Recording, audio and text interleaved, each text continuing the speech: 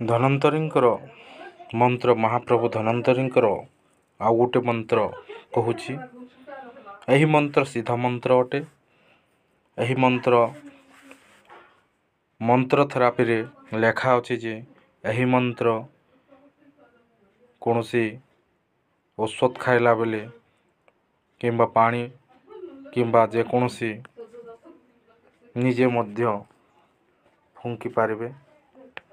ଏହି ମନ୍ତ୍ର ପ୍ରୟୋଗ କରିବା ଦ୍ୱାରା ସର୍ବପ୍ରକାର ରୋଗ ଦୂର ହେବା ବୋଲି ମନ୍ତ୍ର ଥେରାପିରେ ଲେଖା ଅଛି। ଏହି ମନ୍ତ୍ର ନିଶ୍ଚୟ କାମ କରିବ।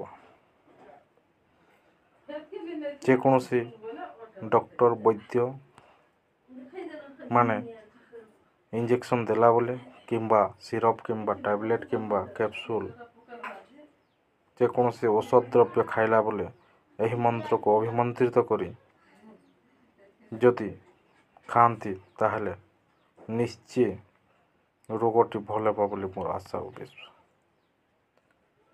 ମୁଇଁ ଅଲ୍ଟରନେଟିଭ୍ ମେଡ଼ିକାଲ ପ୍ରାକ୍ଟିସନର ଟିକୁରୁଣା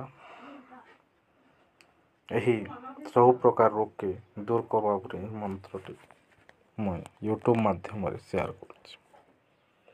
ଦୟାକରି ଯେମାନେ ଧନ୍ୱନ୍ତରୀଙ୍କର ଭକ୍ତ ହୋଇଥିବେ ସବସ୍କ୍ରାଇବ୍ଟେ କରିବେ। ମହାପ୍ରଭୁ ବିଷ୍ଣୁଙ୍କର ଭକ୍ତ ହୋଇଥିବେ ସବସ୍କ୍ରାଇବ୍ ମଧ୍ୟ ନିଶ୍ଚୟ କରିବେ। ଆଉ ଯଦି ମନ୍ତ୍ରଟି କାମ କଲେ କମେଣ୍ଟ ମାଧ୍ୟମରେ ଜଣାଇବେ।